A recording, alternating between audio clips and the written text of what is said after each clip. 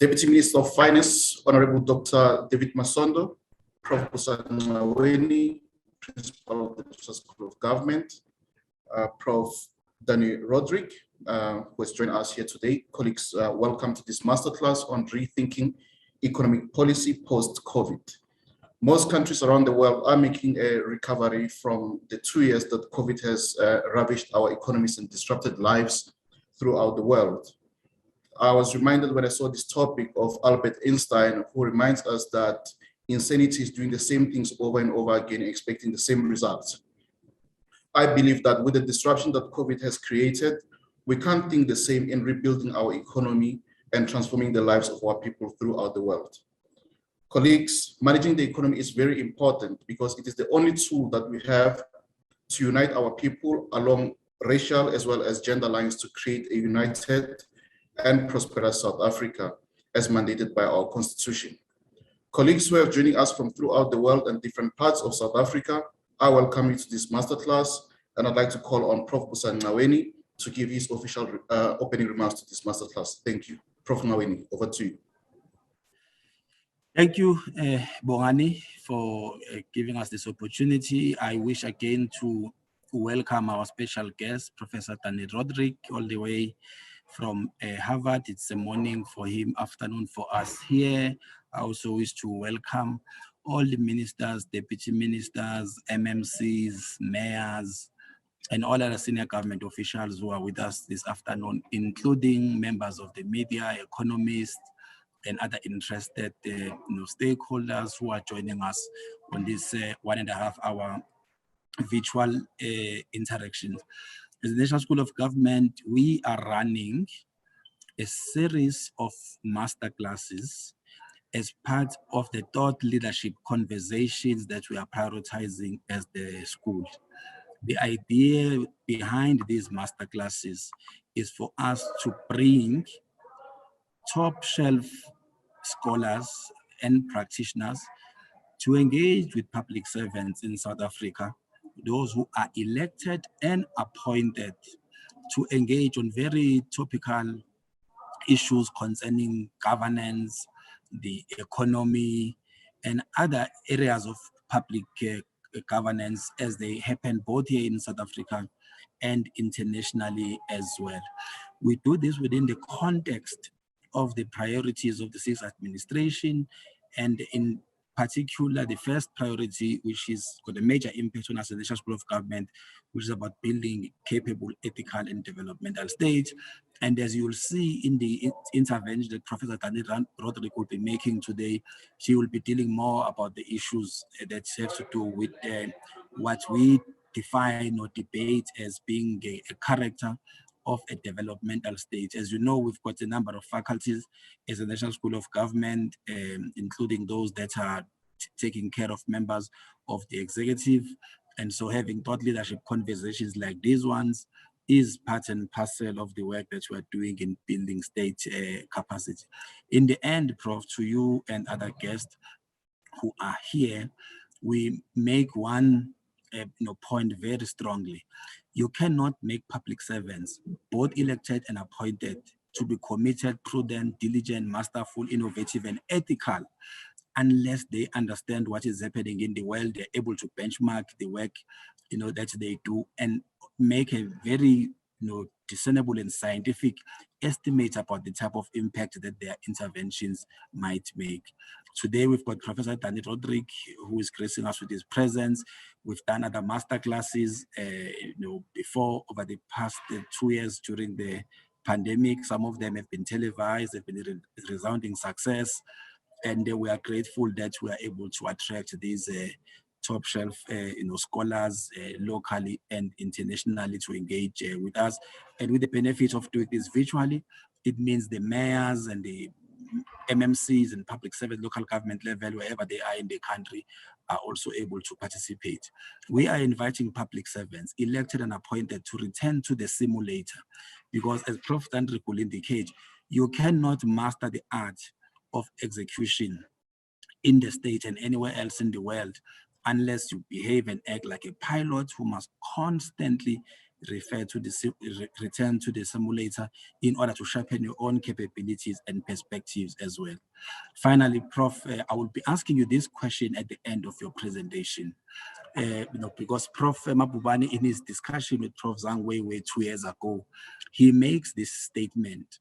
He says China succeeds because of government, and India succeeds in spite of government.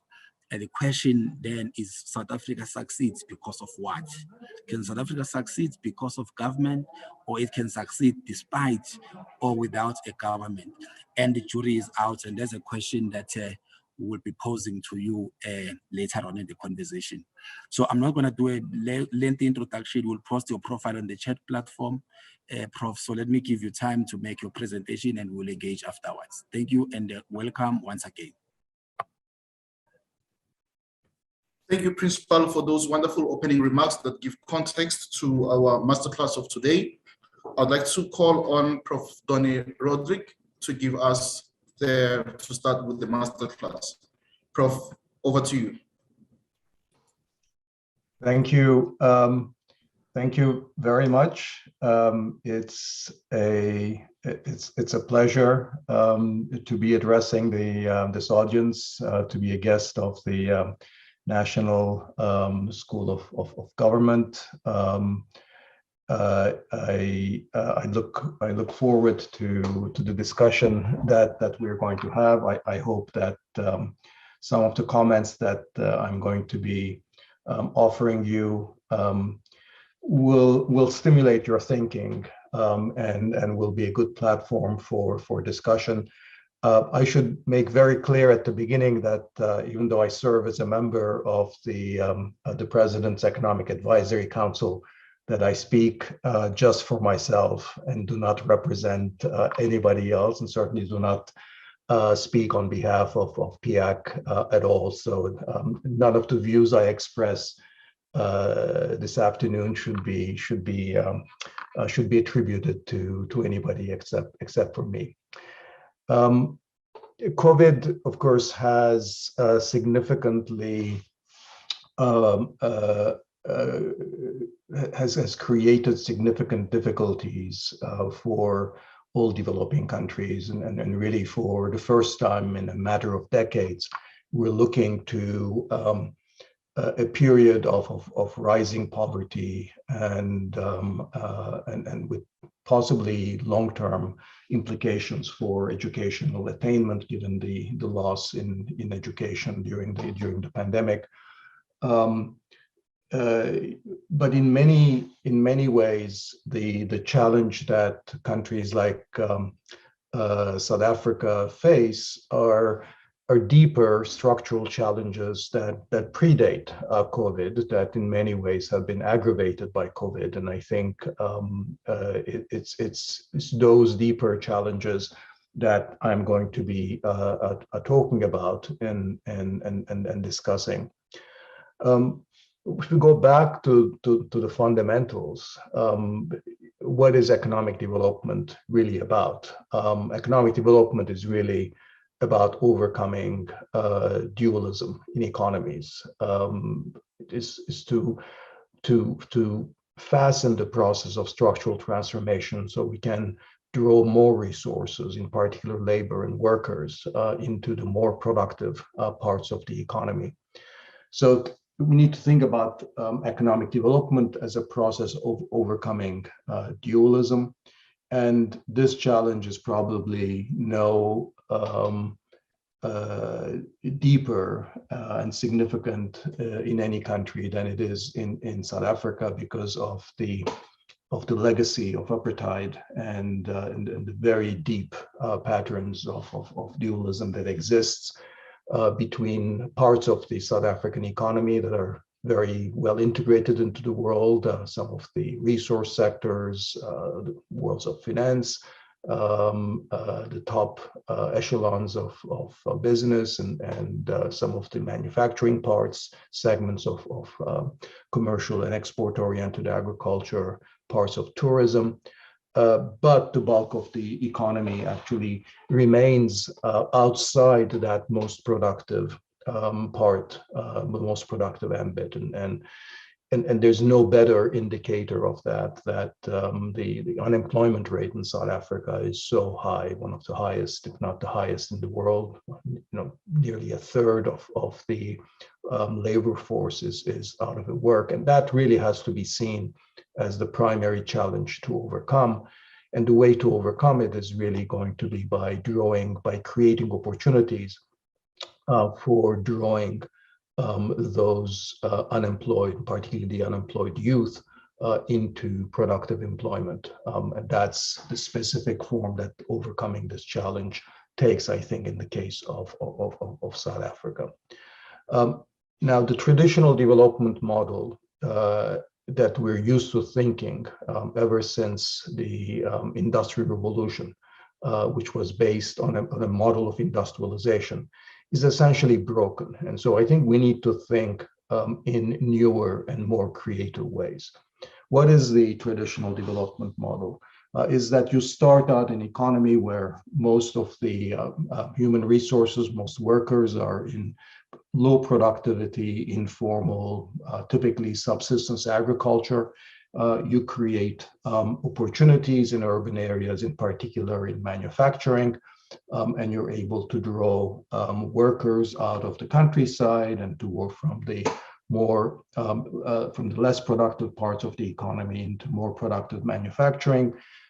This process of structural transformation, the industrialization process, creates huge productivity gains because you can take a worker out of the countryside, turn him or her into a production worker in manufacturing, doubling or tripling his or her productivity. And historically, the more rapid countries have been able to industrialize, the more rapidly they have grown and they have converged to the productivity frontier in the world. Now, of course, the second arrow is really what happens after you reach relatively high levels of income historically. Then there's a process of deindustrialization that sets in, and movement of resources into services. Now that deindustrialization process in today's advanced countries is not without its own difficulties, and I think it's in many countries like the United States has been associated with the deepening of inequalities and problems of a different kind, but those are not the issues that I'm going to be talking about today. I've said this development model is broken because essentially it's not what's happening today, either in the low-income countries or in the middle-income countries of the world. Essentially, manufacturing has stopped to be a kind of a labor-absorbing sector. Even though there is urbanization going on and people leaving the countryside, most of the labor gets absorbed into informal, unproductive economic activities. So we have this movement into services that takes place much earlier than historically we've been used to, and this is what I've called a process of prematurity industrialization, or really the absence of industrialization, and even in those countries, and I'll give you a couple of examples from low-income sub-Saharan Africa in a second, even in those countries where you have a process of industrialization going on, this overall economic dualism reproduces itself within manufacturing. That is that very, very little, very small part of this industrialization takes the form of productive, large-scale, organized, formal manufacturing on a proper productivity trajectory. So this is the background against which we need to, I think, to think about the challenges that an economy like South Africa faces. Of course, in South Africa, it's not simply the growth of informality. In many ways, actually, the informal sector is rather small, but we have instead unemployment, that is workers that are not even in employment at low productivity. But for the purposes of the structure, whether workers are in unemployment, or they are in very low productivity, petty services in the urban areas, doesn't make a huge amount of difference. Their productivity is very low in either case. Just to spend a couple more minutes on sort of how the world has changed in terms of economic trajectories and processes of industrialization, let me give you examples from two East or Southeast Asian cases of what typically used to happen during the process of industrialization. So this is Taiwan, a country that industrialized in the late 50s, started in the late 50s, 1960s and 70s, and Vietnam, a relatively more recent case. In both cases, the green line here represents the total number of employment in manufacturing, and then this employment is broken down into two components. One is formal employment and the other is informal employment. What you can see in both cases is that really the rise in manufacturing employment in both cases was accompanied by a steady rise in formal employment. In fact, informal employment remained very low and certainly shrank as a total share of total manufacturing employment. So this formal employment in organized factories and in registered formal parts with access to technologies and capital and so forth. If we look at two sub-Saharan African cases, and of these, Ethiopia is probably the best known as a country that has experienced some significant industrialization. The share of manufacturing in total employment over a period of a couple of decades has increased from low single digits to around 10–11%. And however, the difference is that this increase has essentially been all through informal employment. So you can see that in the case of Ethiopia, formal employment remains distressingly low. It is really informal employment in manufacturing that has increased. And the problem is that this informal employment has all the characteristics of that we associate with petty non-traded urban services, informal services, namely low productivity and poor productivity performance over time. So essentially, the growth of manufacturing, the labor absorption has taken place in the wrong parts of the economy. So I think that the reason that even very low income countries with very low labor costs, and we're not talking about South Africa here, where you might say, well, South Africa has relatively high labor costs, and that's sort of an obstacle for the expansion of manufacturing and reinvigorating industrialization. But even in a country like Ethiopia, where labor costs are in fact very, very low, and that has tried very hard by attracting Chinese and other investors and trying to plug into global value chains, that manufacturing employment in the productive parts segments of the manufacturing has risen in excruciatingly slow rates. And I think a very important part behind that is a process of global technological change, which has made manufacturing increasingly less and less intensive, in particularly low-skilled labor. So the process of innovation and technological change globally in manufacturing has been biased towards capital and towards skills and professionals, and the share of low-skilled labor in the total value-added manufacturing has shrunk very significantly, as you see in this chart. What that means is essentially that countries that are relatively labor abundant could in principle benefit from labor-intensive industrialization are finding their comparative advantage in labor-intensive manufacturing essentially reduced over time because of the pattern of technological change that is biased against low-skilled labor.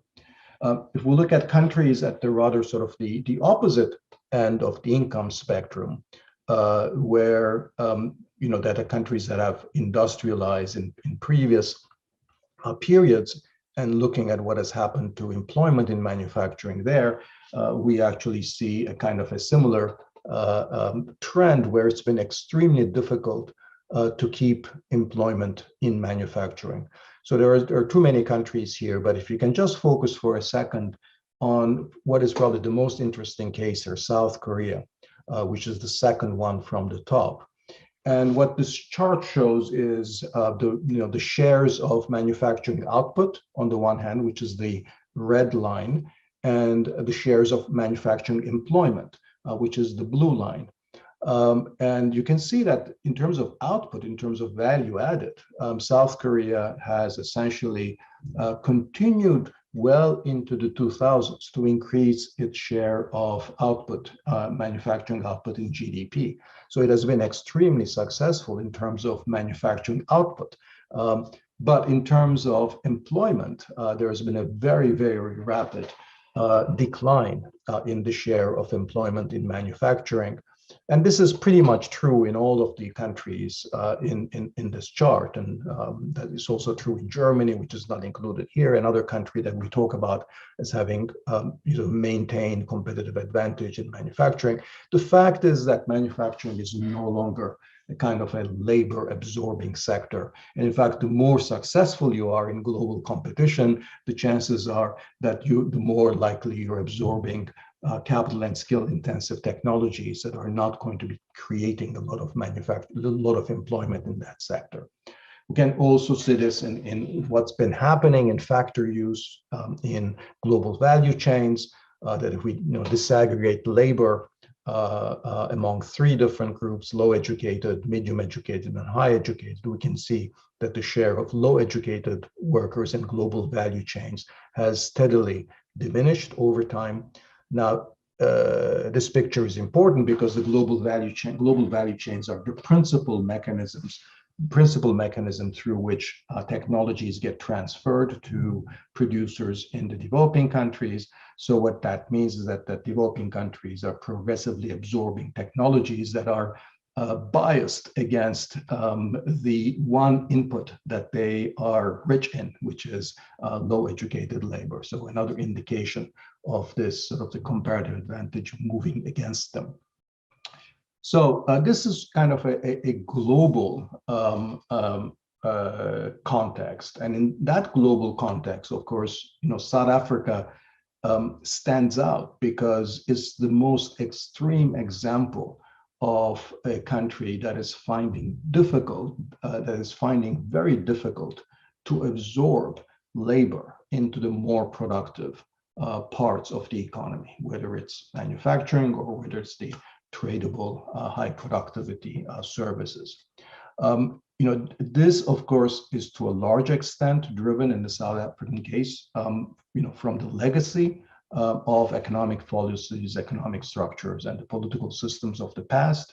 But this global context in which that I've been talking about in the last few minutes really makes this problem much, much harder to resolve. So let's hone in what I think is, let's hone in on really the fundamental structural economic problem that I think the South African economy faces. And that, I would say, is a mismatch between what South Africa produces and South Africa's labor endowment. In other words, there's a mismatch between what the actual production structure is and what it has a capacity to produce. The production structure is very skill intensive. That is certainly true of most of the tradable financial and business service industries of South Africa, and manufacturing, even though it's not tremendously skilled for reasons that I've already talked, has become more and more skilled. The labor force, of course, is quite unskilled, and the relative education level for historical reasons is very, very low. Okay?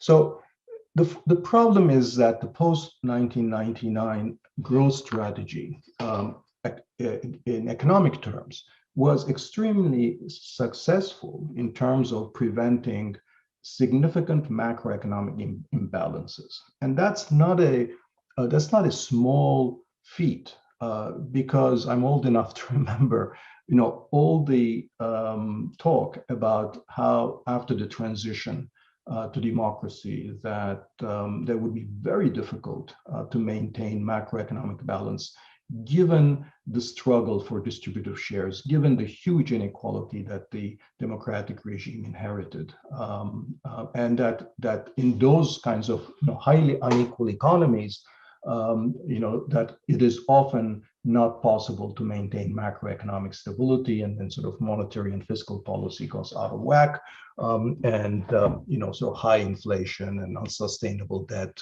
is often the result. By and large, the South African economy avoided those macroeconomic crises, but the structural problem was not solved. So this problem is, if anything, has become more acute today than it was even back in 1994. Now, having sort of identified this as the key economic problem, then, sort of in terms of how we resolve this, there is really logically only three possible ways of reducing this mismatch. And so let me go through them in order, and then I'll suggest what I think is the way that, ways that don't make sense and the way that do make sense. Now, so one way of eliminating or reducing this mismatch is by increasing the skills of the labor force. So if the production structure requires high skills and the skills of the labor force are very low, then you reduce the gap by increasing the skills. And that, of course, is always what the business community in South Africa complains of. Whenever we talk to businesses in the productive sector and the modern sector in South Africa, and the constraint that they cite always is the shortage of skills, the shortage of skilled labor force. Now, that is obviously true. But the problem is that this is a solution that is not going to solve the problem in the short to medium run. That the job of an economy and the job of an economic policy is to create productive jobs for the workers, for the labor force that economy happens to have. And that is what the economic policy has been failing in. And while the argument for investing in skills and investing in training, education, and improving quality of the education system, while that is of course extremely important, and it will be the foundation of longer run prosperity, in the short to medium term, that is not a solution. It's not going to work. The required even under the best circumstances. The second logical way in which we can address the mismatch and reduce this gap between the skills of the production, the skill requirements of the production structure and the skill availability is by taking the production structure as given and reducing its skill intensity. In other words, sort of changing production techniques, making it more labor intensive. Now, in reality, again, this is not likely to be a very feasible strategy. So we're talking about production techniques in your auto industry, or the production techniques in finance and business services, or highly commercialized agriculture. So there is, even though there might be some flexibility in sort of capital labor ratios, or how many skilled professionals versus young school leavers the firms employ, that flexibility is not huge. So these production techniques or the technologies that are being used in modern tradables and services are essentially set globally, and they're not very flexible. It's very difficult to travel, along that isoquant. So therefore, I would conclude that it would be very unlikely that the existing production structure in the country can absorb the excess labor under the current production structure. Even if you actually, really went down the, market fundamentalist neoliberal line of trying to squeeze labor costs down, so that you can, you give, firms an incentive to use more less skilled workers. So that doesn't seem to me to be realistic.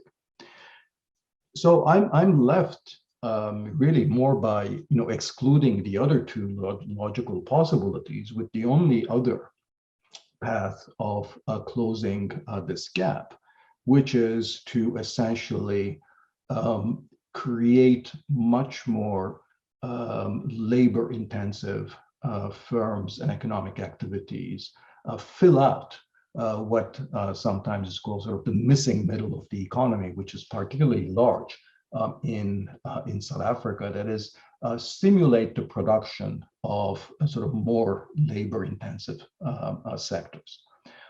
Now, these are going to be, for the most part, very different from sectors where South Africa currently has competitive advantage in world markets, and they're going to be not necessarily the most productive parts of the South African economy. These activities are likely to be much more small scale. They're going to be more on the sort of the non-tradable parts of the economy. They're going to be smaller and medium-sized enterprises. And if we were to sort of measure their overall total factor productivity, it's possible that they'll be of lower TFP than the most advanced parts of the economy. But since such activities might have the capacity to absorb more labor compared to the other two strategies, that we might be able to put to use what is the most wasted and the most important resource that the economy has, which is human labor. So this, it seems to me to be, an almost sort of inevitable logical conclusion from the way that I've put the dilemma of South African economic policy, and that's going to require a very different kind of a strategy that, in many ways, to be honest, I don't think has really been tried and accomplished in the other settings, because it's a very different strategy of not of promoting industrialization or promoting tradable sectors or promoting sort of insertion into global value chains and so forth. So it's a kind of if I had to call it, I would call it kind of a new type of productivist industrial policies that really don't necessarily focus on manufacturing per se, but sort of is aims to support firms at the sort of the low and the medium end of the skill and capital intensity spectrum. And because these are not going to be the most productive parts of the South African economy, it could even be that sort of economy-wide measured TFP might fall if we're promoting such activities, as we're drawing previously unemployed workers into the actual employment. But that measured TFP will fall, even though, so of course, overall incomes and also as well as inclusion will improve. So there are some interesting puzzles and tensions in this kind of a strategy. I might say a couple more words about this, but let me sort of set this strategy, contrast it with what I think are, I might come to this in a second, but let me contrast the strategy with, just to draw it, to make it a sharper contrast with other possible strategies. So focusing on the most skill intensive and the most productive parts of the economy, and focusing on the needs and the profitability of such sectors, I think is simply going to worsen the mismatch, and it'll widen the skill premium further. And I think it'll do little directly to increase in youth and low educated employment.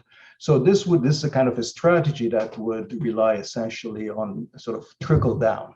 That is, by promoting the most productive parts of the economy, we hope that there will be enough demand generated for services that might be labor absorbing. But it's indirect, and I don't think it has worked in the past. So for that reason, a strategy that simply focuses on sort of the kind of sort of business confidence and the needs of the most productive parts of the economy, addressing their logistics needs, addressing their infrastructure needs, addressing their energy needs, might not do what we want in terms of absorption and overcoming dualism. Similarly, I think a strategy that focuses on export-oriented direct foreign investment, plugging into global value chains, boosting tradables, is essentially, for the same reason, is likely to prove unsatisfactory. And the reason is that such sectors, global value chains and related activities, are among the most skill-intensive activities, and therefore, once again, they exacerbate the mismatch rather than on net creating the types of jobs that are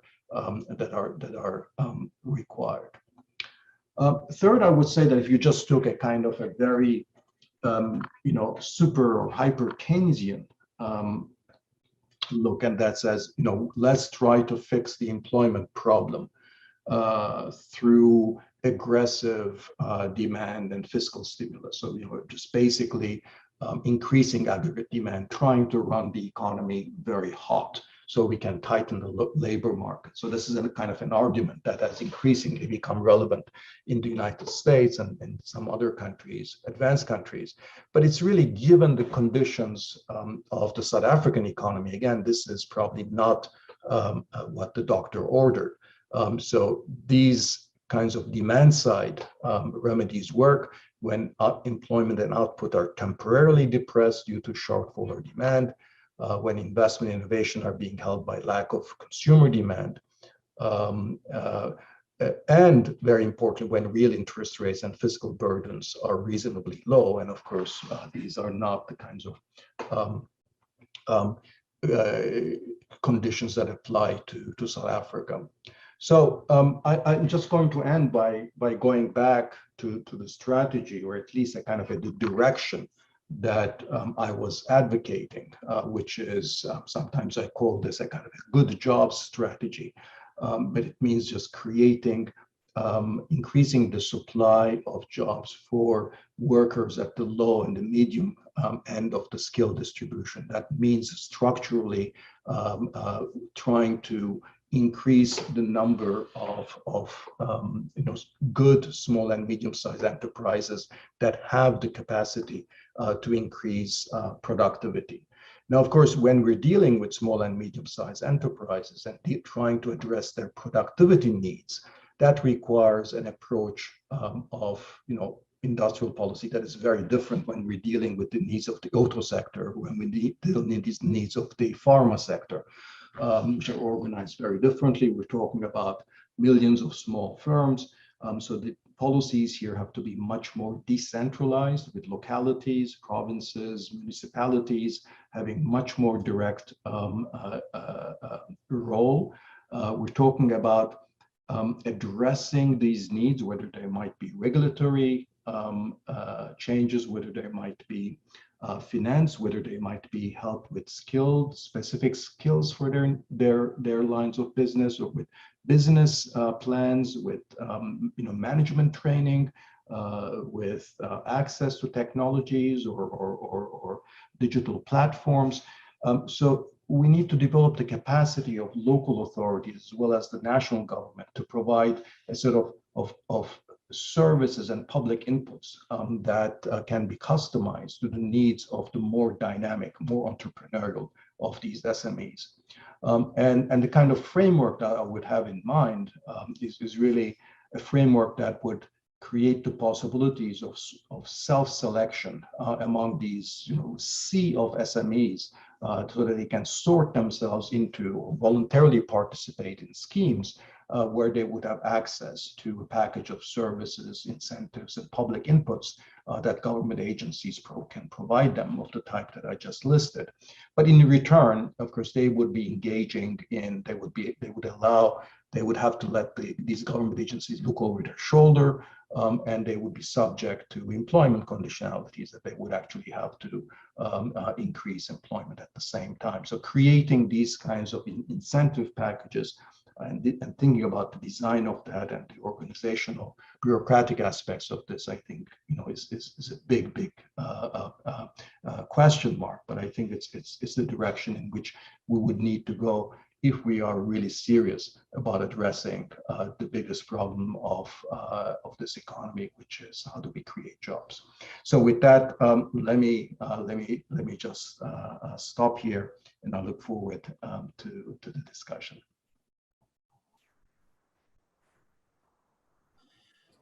Yes, no, thanks, Prof, for that intervention. Very illuminating presentation indeed. We do have a few people who are here who would like to ask some questions, and as we indicated, we will take those in groups. So we'll take about 3 to 4 questions. Of course, there are others who are already asking questions on the Q&A platform. And before I do that and identify them, I would like to have your comment, Prof, on the role of the state based on that slide that I put up. That's in India. India succeeds despite of government, and China succeeds because of government. What will be your critique, as far as South Africa is concerned? If Kishore were to ask you that question, how will you respond to it? Sure. I mean, let me just say that I have been thoroughly impressed by the South African government and the people who work in the public service in South Africa in my various interactions. I think, whenever we talk about some of the economic problems of South Africa, I'd like to remind people about the incredible political achievement that South African governments have managed since the transition to democracy. And I think this cannot be emphasized enough that, we think about, China, we say that, well, the government works there. Well, the most important institutional transformation that awaits the Chinese economy has yet to be undertaken, which is to turn China into a pluralist political system. Because if China is going to become a modern economy, I don't think it can become that under an authoritarian system, under a single-party dictatorship. South Africa has very successfully managed that transition into a multi-party, to a liberal democracy, and even more so, after a few years under the previous regime, that looked like South Africa was going to go the way of many other countries that lost their way and became more authoritarian populist countries, that South Africa sort of rebounded. And returned back to its post-1994 liberal democratic roots. I don't want to sort of put paint too rosy a picture, but I think in comparative experience, for anybody who deals with sort of countries around the world that are facing these economic problems that are not nearly as large as those of South Africa's, and then find excuses in the weaknesses of their political systems, in these underlying problems of inequalities, exclusion, and so forth, and ethnic and linguistic fragmentation, all of that. I mean, the South African case really represents a political miracle. So I cannot find fault with the South African government, given what it has achieved. Now, all of that is really in terms of the political context, which I think is extremely important. Now, on economics, I was very clear in my criticism that I think only half the job has been done, which was, the macroeconomic framework has been relatively successful, with little ups and downs. The structural framework has not been successful. I think if I had to say that, part of the problem has been lack of that South African government has tried to do too much. I mean, even if you read current policy, pronouncements, it's all over the place. Everything, is being, addressed. And I think needs to be a clearer strategy, much greater focus. And I think focus is what generates capacity. If you don't have enough focus, then you're, basically dissipating the resources that you have. And I think what perhaps has lacked in the economic programs have been sort of, enough focus on a clear strategy that said, we're doing this, which means we're not doing that. Instead, I think in South Africa, it's always been doing this and that other thing as well, and not sort of changing course when things aren't necessarily working. Okay, Prof, let me ask Duma Obule, followed by Sam Mkokeli and Tulani Chefuta, in that order. Duma, Sam, and Tulani, you have under a minute to ask questions back to back.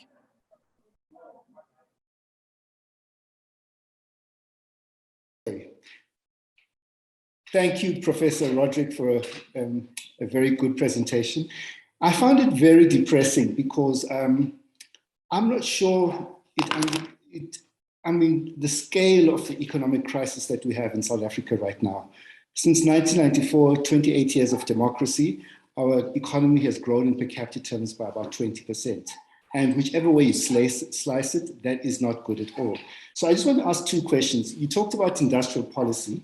If you look at the Asian countries, they have so much more tools, even China, of industrial policy. And I'd like you to comment on the exchange rate as a tool of industrial policy. But in South Africa, in the last year, our industrial policy funding was about 0.2% of GDP. The incentives from the DTI were about 0.1% of GDP, like about, and so I stopped looking at the industrial policy in South Africa because there's no budget in it and the tools that they use are inadequate. The second question I want to ask is that there has to be a role for a Keynesian demand stimulus. The last time I looked, the average large manufacturing company has got spare capacity of 23 to almost a quarter of the manufacturing sector spare capacity. And what they say is there's no demand for the products and services they produce. So there has to be a demand for, and many South Africans have talked about how that demand stimulus can be provided. And finally, I just want to say there was a time in South Africa where we created 3 million jobs between March 2003 and December 2008. And this is about the macroeconomic policy. And the government started spending after they shut the taps during the gear period between 1996 and 2003. And it was astonishing how much government was spending in terms of final consumption spending and also infrastructure investment. And that spending has collapsed during the last 13 years. And I would argue that those are the macroeconomic constraints that has prevented us from growing since December 2008. Yeah. And the unemployment finally is 46.6%. We're talking about 12.5 million people. So we have to really, in my personal view, it has to be a kitchen sink approach towards addressing this crisis. It is something that we have to address over an extended period, 10 to 15 years, to make any headway. Thank you. Tulani, are you there? Tulani from NetLec. Yes. Good afternoon, Prof. And let me take this opportunity and comment this great insightful presentation as well. There are various components of it which I consider to be essentials, which on the bright side you can also trace into our economic reconstruction and recovery program. But I want to hone in on the theme that the Prof highlights as the most critical economic challenge in terms of the mismatch. One of the most important indicators I look at is when looking at on the question of skills, is that we have two pieces of legislations in South Africa. One being the Skills Development Act, the second one being the Employment Equity Act.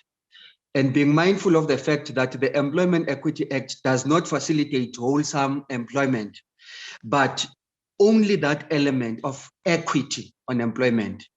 But the issue is, despite the investments we have made on skills development over years, we have not been able to achieve employment equity on the other side, if we are to consider the relationship between skills and employment to be very critical.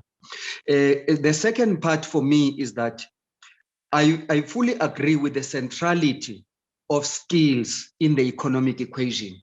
On one side, if you don't provide those skills, I see that being a binding constraint. On the other side, if you continue to provide those relevant skills required by the economy, which is what you can call demand-led skills, I see that as a critical enabler.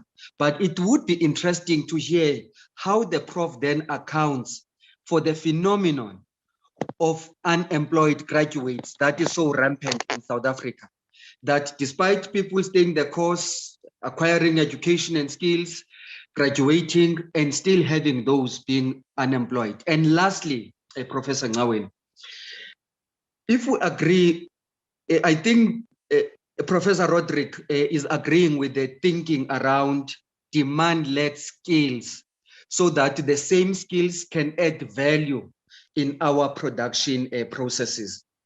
What can we do to stimulate the interest of business and industry to actively participate in the process of skills development, in the process of informing what skills do their economic production processes actually need, so that we don't produce skills that we perceive to be required by the economy, but produce skills that will basically have that neat strategic fit with the production processes that are led by business. Thank you very much, Prof. Prof, I think it's fair that you take those two questions, after which we will go to Deputy Minister Pategile Olomisa and Semu Mkokeli. So let's take this round and then we follow with the next two. So thank you. I appreciate those questions and comments. So let me just say, briefly respond on three issues that were raised. Not all, but three of them. One, sort of industrial policy instruments. Second, the role of demand stimulus, and third, the role of skills and skills training. On the industrial policy tools. I think, I mean, if you believe my story, then the kinds of industrial policy tools that East Asian economies used during the heyday of their export-oriented industrialization experience in the 60s and 70s and 80s, that those kinds of instruments are not really very relevant. And for that matter, I mean, the kinds of industrial policy instruments South Africa used, for example, with the automotive sector to try to attract investment and so forth, and generate exports. And those are not necessarily, all that relevant. Why? Because it's not going to be those sectors where we're going to be generating the employment. That even if we're very successful increasing exports, that the labor, direct or indirect labor content of that is going to be very limited. And that's very different from, Taiwan or South Korea or Singapore of the, 60s and 70s and 80s, where they generated a lot of employment. So since I don't see those sectors as essentially leading the way in terms of generating employment, given the kind of technologies that they'll be using, the kind of requirements of plugging into global value chains and their quality requirements and their technological requirements. And given that the challenge is to draw, people into the workforce, so those instruments I don't see, necessarily very relevant. So that's why I'm talking much more about these smaller scale industries and the kinds of services and inputs and assistance that can be provided to these mostly non-tradable service sectors domestically, and as sort of those are the kinds of new tools of industrial policy. And that's why I also think that the exchange rate, I think, I forget when it was, but I wrote once an article on the South African economy where I did emphasize the importance of the exchange rate as a tool for industrial policy and promotion, and the importance of having a relatively undervalued exchange rate for competitiveness purposes. But again, that becomes less relevant if you think that sort of exports and the tradables are not where the action is going to be in the future, and therefore, to my mind, the exchange rate policy becomes less of an issue. Now, resources, of course, are important, and DTI, I think, should have more resources. I think its visibility and its ability to coordinate policies across the national government should be, stronger. It's not financial resources per se, as much as it is how the tools of industrial policy are deployed. And first, I think there will have to be much more. This cannot be run from Pretoria. It cannot be run, from the top. So it'll have to be much more diffuse. We'll have to involve municipalities and local governments. So I think we will need to create an environment that empowers experimentation at the local level. Making resources, financial resources, is important, but I think it's as important is going to be, I think, sort of how the effort is organized and whether there's adequate focus. I mean, there's virtually no industrial policy that I can think of that South Africa has not engaged in at some point or another. So it's not for lack of trying, but again, I find that there's too little focus on sort of, or too little sort of, clear strategic direction. I think that the arguments on demand and Keynesian sort of demand stimulus, I think, is important. And I do believe that in the context of supply side measures of the type that I was discussing, that supportive demand management policies might be interesting, but probably not just on their own. Because if we want to create a kind of a lasting change, I think you need to find ways of changing the structure of the economy in the direction that's sort of more labor absorbing, and simple, demand management, simple expansion of fiscal spending, is not going to do it. It might have a temporary benefit, but again, you're going to be hitting into debt ceilings and financial problems and so forth, and when that boom lasts or is over, you're again, sort of back where you started. So I think, coordinators, demand management can play a role, but in the context of, you're doing enough stuff on the supply side as well. I think skills, I think, is very interesting. The problem of unemployed graduates. I mean, I think the issue is we have the experience around the world on skills development is that, and I think as Tulani was implying, they need to be very closely linked to the needs of the businesses, of the firms, and that, I think, is when that fails, then you end up getting sort of unemployed graduates, graduates with degrees but aren't necessarily responding to the needs of the employers. So the workforce development or the training programs that have worked the best in the United States or in Europe is really programs that do two things. One is that they're very closely linked to the needs of the employers, and that has to be not just the sort of the large big firms, because they ought to have the resources to invest in those training. But there actually should be the needs of the, the smaller, medium-sized entrepreneurs, the smaller firms that don't have the capacity to invest in skills and training for the kinds of workers that they need, and whose training needs might be more accessible by the young graduates. So, sort of eliciting those needs and investing in those, so creating connections between the firm development part of the program and the skills development, integrating that, I think is critical. The second element of the skills training programs that have worked are that they tend to take a kind of a holistic approach to investing in skills. It's not just specific degree programs or courses or certification. It also is taking into account the various needs of the job seekers, whether they're lack of transportation, lack of childcare, lack of access to this or that. So, providing what's called in the US sort of wraparound services, a set of services that enables sort of the removal of constraints of younger, more disadvantaged workers from participating fully in the labor force. So having very close links with the employer, number one, and then being in a position where you can offer broader wraparound services that are customized to the needs of the job seekers. Those are, I think, sort of critical elements of making training programs work.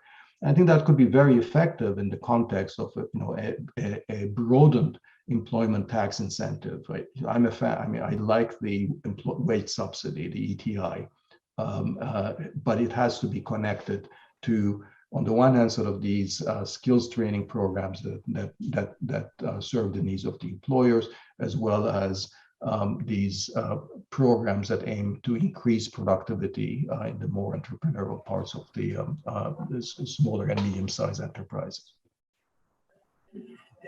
Thanks, Prof. I'm going to take another next three, and later I'll ask my colleague Bongani to summarize the questions in the chat platform. I think these three will be the last ones. So it will be Deputy Minister Phathekile Holomisa, followed by Sam Mkhokheli, and then Pelisa Nkomo. So Deputy Minister, you can proceed. Yeah, thank you very much, Principal, and good afternoon to the Professor and everybody on the platform. Mine are rather very simplistic questions because I'm no economist.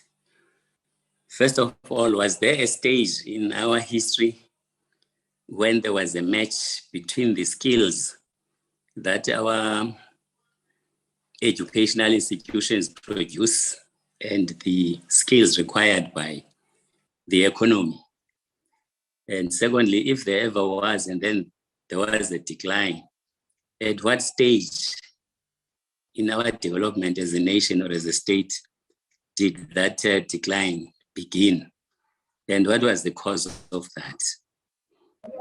Thirdly, there's in recent years been a lot of talk about this skills mismatch.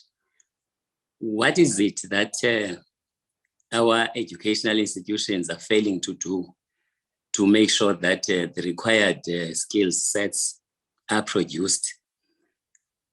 Is there any reason why there may be a lack of conversation between business, the state, and the educational institutions that you are not able as a nation to produce this kind of skill?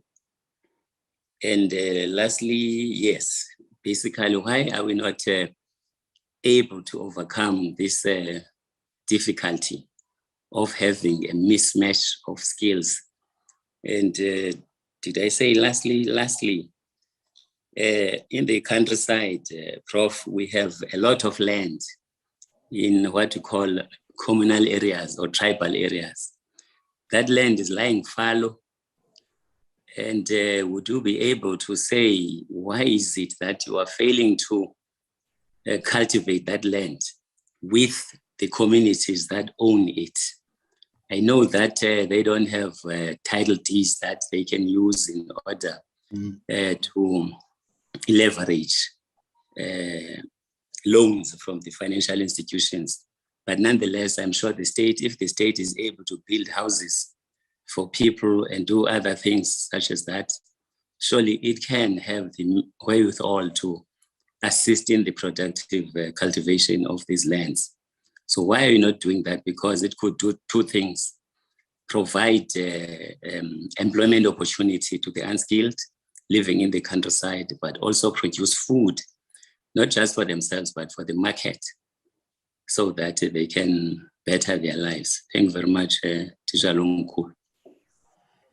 Thank you. Sam and Pelisa, back to back. Ngosi, Tishala, good afternoon, Professor and everybody and all the participants. I'll be very brief, briefer than the Deputy Minister.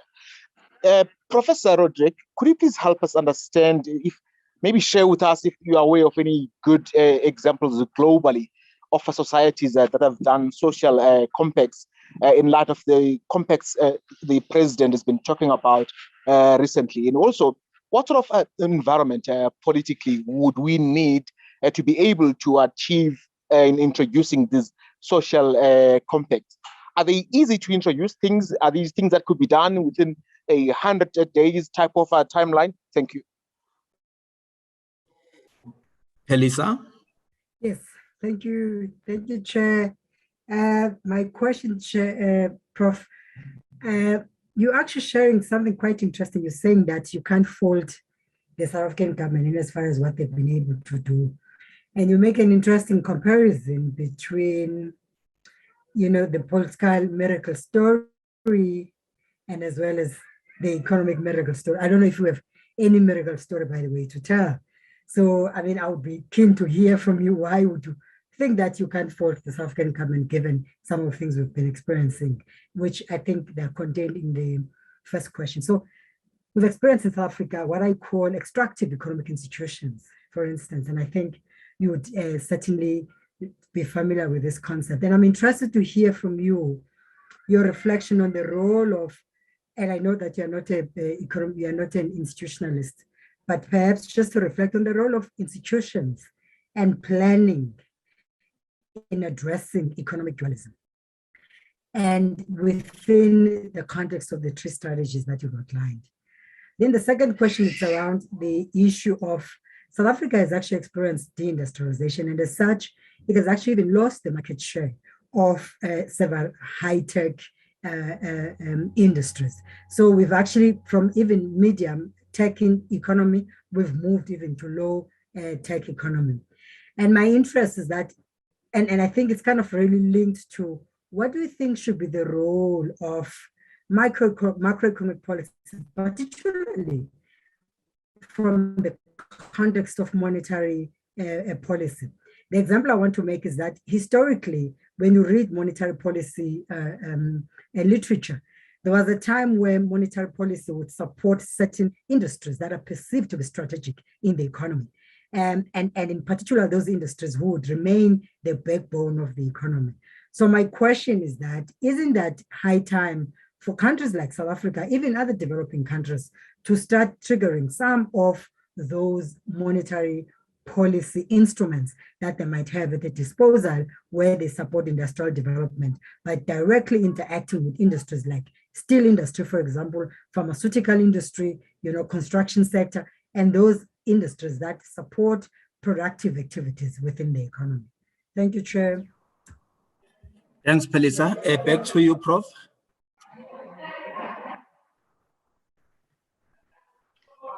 Thank you again for the last round of questions and comments. Some of them really are really, going to areas that are beyond my expertise and that I'm really not able to say much about. Why are educational institutions in South Africa not doing a better job? I'm not an expert on this, so I won't be able to really comment on that. On the issue of land that lies unused, I think that's whatever regulatory or property rights issues that are sort of critical there. The main constraints, I think. It would be important to address. I would make the point, however, that it's very, when we look at agriculture in general, that it's difficult to envisage agriculture as a labor absorbing part of the economy, that one way or another, even, in fact, the more productive we make agriculture, the more likely that it's going to be releasing labor into the urban areas. So ultimately, we do have to ask the questions of where will the jobs in the urban areas come from? But that's not an argument for not making existing resources, not using them as efficiently as possible. And that includes, of course, putting land that is lying fallow to better use. Sam asked the question about social compact, whether there are good examples. I think there are good examples when the compact is designed around a clear objective where I think mutual responsibilities are clearly laid out. So I think there have been very successful social compacts around, for example, experiences of disinflation, that in periods of high inflation, where inflation has become chronic and sort of wage price currency depreciation cycles are driving inflation much more than excess demand or too loose monetary policy.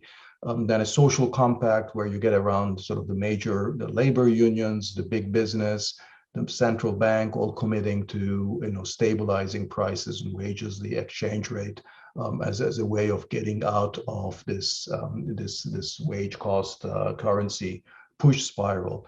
But that's sort of our examples of social compacts where it's a very, very clear target and very clear responsibilities on the part of different sectors of the economy, and where you can easily observe whether different social partners are doing their job, whether businesses in fact are increasing their prices, or whether the currency is depreciated allowed to depreciate by the central bank and so forth. So I think so that's sort of in some sense where social compacts are likely to work. And I assume that one can imagine or envisage a series of similar kinds of social compacts around relatively clear, visible, monitorable targets, that brings some of the larger enterprises around sort of the question of employment creation, that we provide you with the logistics and business services and infrastructure support in return for very visible commitments on generating upstream investments and employment generation. But it would have to be organized around specific, clear criteria. I think there's a question about institutions and also whether the monetary policy might have a role. I think sort of again, the question is going to be sort of what do the sectors that are the most likely to expand employment, what is actually constraining them? If the sector that is the most likely to expand employment are some of these strategic industries, steel, or some tradable industries, and then and their main constraint is that they're facing very high credit costs, so they can't get access to financing. Then one might think about perhaps not monetary policy, but sort of credit policies, directed credit policies that alleviates their constraints. But I'm not sure that that's sort of is the general problem. I think I don't think of the steel industry or the pharma industry as those that are going to be the ones that are really making a huge dent on. They're going to generate millions of jobs that South Africa needs, and whether that would be the right priority or not. And secondly, there's a question of what is the constraint? Is it the constraint is the credit? Is the constraint for medium-sized firms from not growing is lack of access to technology, or lack of access to business plans, lack of management training, lack of access to workers with the right kind of skills? Or specific logistics or infrastructure needs of those types of firms, as opposed to the needs of steel and pharma firms. I mean, so these are strategic decisions that need to be made, and I think this is sort of how I would think about this. Always First, with the employment focus, asking where are the jobs really going to come from? And second, what are the constraints that is preventing the relevant firms, the relevant groups of producers from generating those jobs? Prof, thank you very much. Let me request you, Prof, to take a minute or two to round up, maybe go back to your key message in your last 3 slides, re-emphasize some of the points that you've made, where opportunities lie for South Africa, what key strategic and bold decisions need to be taken, and that could be in the way of your summary. Then I will request the Deputy Minister to summarize and close the session. So back to you, Prof. Well, thank you, Buseni. I mean, I will go back to what I think is the main message, is that that South Africa needs to grow smaller and medium-sized firms that have the capacity to generate jobs for the millions of unemployed South Africans. That's where the jobs are going to come from, rather than, I think, the most productive, the most exposed to the global economy firms, on which we tend to sometimes focus when we think about sort of how do we make the South African economy more competitive and more globally oriented. It's a strategic choice that I think has to be made, that requires a kind of thinking about priorities in a somewhat different way.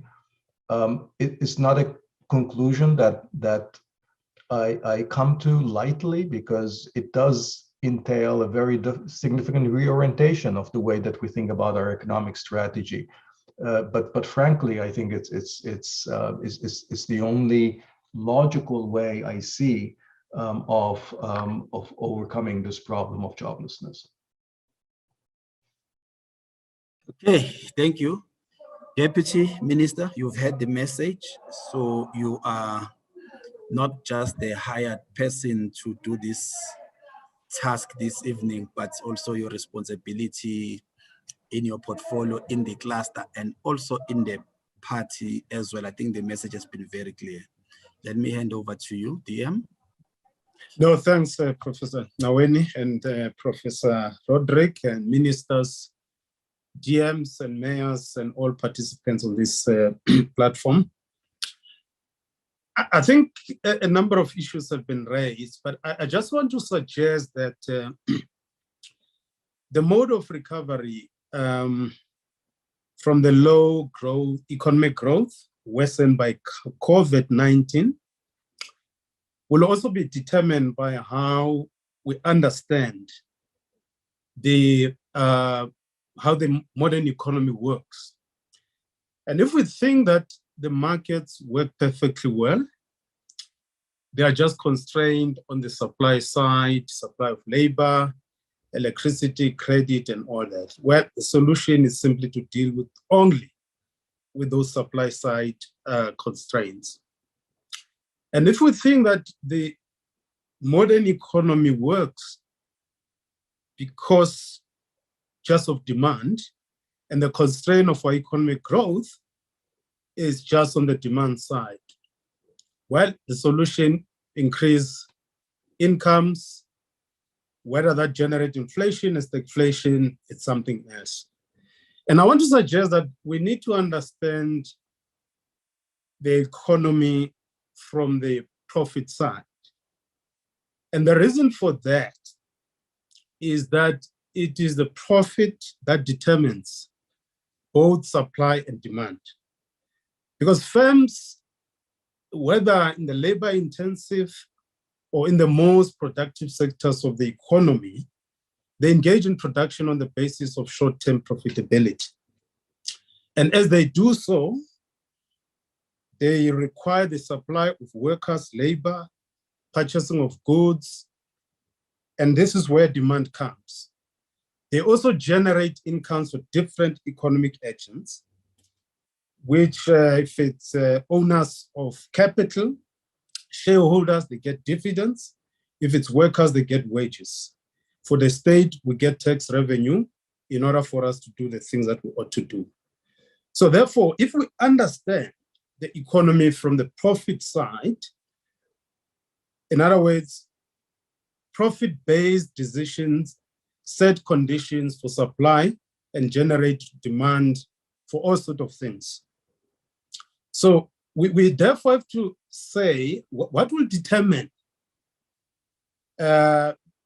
business profitability, both in the labor-intensive sectors and the most productive sectors of the economy, but in a developmental and social democratic way.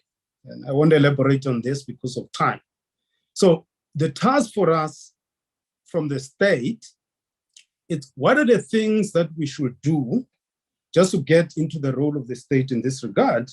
What are the things that we can do or doing currently to set the profitable environment for firms both in the labor-intensive sectors and the most productive sectors of the economy in the context of development, right? Because I think, Prof, drawing our attention on the labor-intensive sectors, it's very important. But I do think, and I don't think that you're saying that we should abandon supporting the most productive sectors of the economy, if I understand you well. And I will argue that on the supply side, the state is trying very hard to create a profitable environment for the most productive sectors of the economy through a whole range of supply side measures, ranging from the industrial policy, subsidies, and all those kind of things. But at the macro level, we are trying to deal with the supply side constraint, electricity, water, through a lot of structural reforms that we're undertaking. And I don't think, Prof, or colleagues here, it's a question of labor-intensive sectors versus the most productive sectors of the economy. I think for us is to do both, but I think what you're drawing our attention to is that we seem to have paid less attention on the labor-intensive sectors of our economy. Because both on the supply side, both sectors will need electricity, they will need water, they will need telecommunications, because for a small business to operate somewhere else, they want, access to data, to telecommunications, for them to do the things that they've got to do. So it's not an either or kind of a choice that we need to make. Perhaps it's a question of strategic choices, not strategic choice, which is limited to one sector. And this is not the point about making everything a priority, but it's about what are the strategic choices that we need to make, but very few of them, but not everything. And I do accept that even your supply side measures, they will have to be specific. There will be those that are generic to both the sectors, but there will be those that are specific to each sector. If you take, for instance, the way we're trying to deal with the, and I think, Prof, you identify a very important problem, that there's a mismatch between the production structure and the skills required, particularly in the capital-intensive structures, the most productive sectors of our economy. And we sought to deal with this through structural reforms that we're undertaking, this problem by importing scarce skills. And you're right, this leaves out 11 million people unemployed. You're not dealing with this problem of unemployment, but again, you've got to work on two legs on these strategic priorities. And again, on the demand side, you all sectors, both the labor-intensive and the most productive sectors, they will require the market, including export market. If those SMMEs can also participate in certain value chains, because I don't want to ignore the role of the global value chains and how SMMEs can participate in those, but that's a subject for another day. Because I was glad in your presentation, you also referred to Ethiopia. It will be interesting to learn how some of those SMMEs, they participate in those global value chain.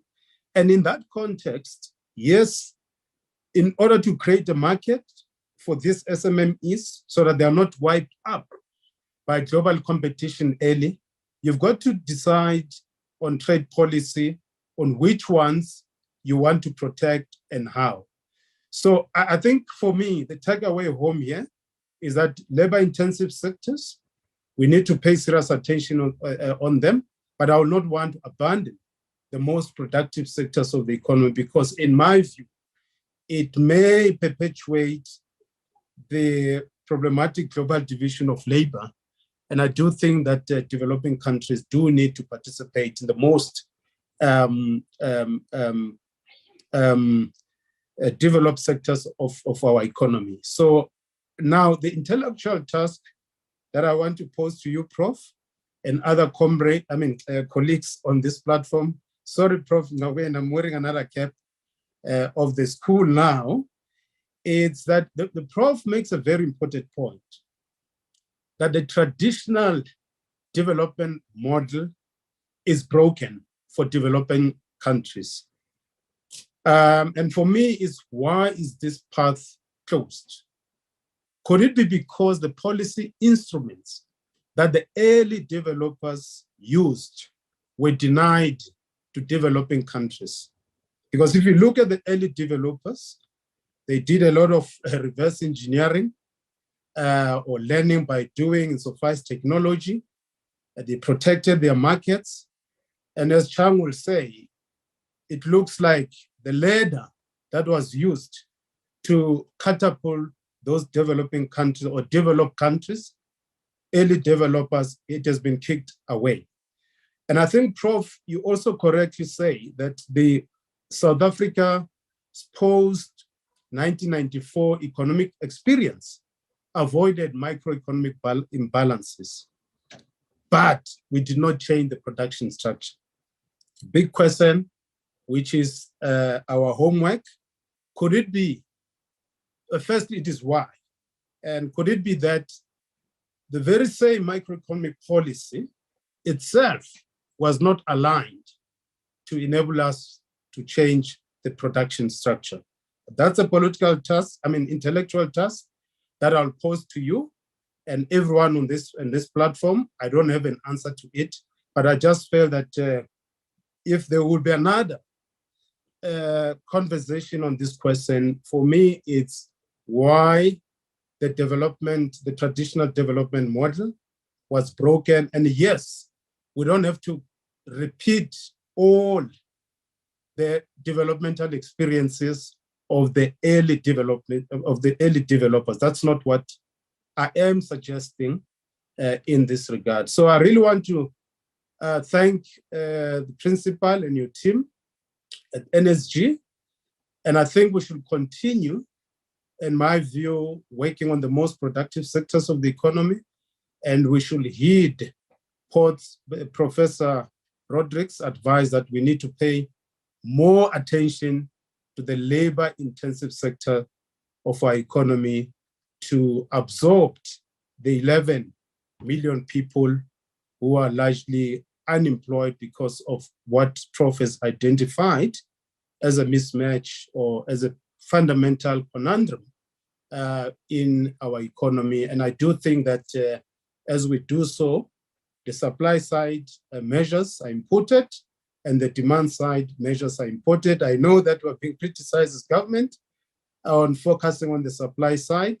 There is no way you can even realize that the demand can be realized if Transnet doesn't work to provide goods and services either for the global market or for the domestic market. There's no way in which this economy can grow or meet the demand if we are not able to provide electricity and the skills that workers need in order to get employed. And in that way, they generate incomes for themselves and thus setting conditions for demand. But I also saw that it's important for us to understand the economy from the profit side, because if we focus just on the demand side and the supply side, we'll miss the bigger point here, which is that it is a profit logic that regulates both demand and supply. It's not demand that drives the economy.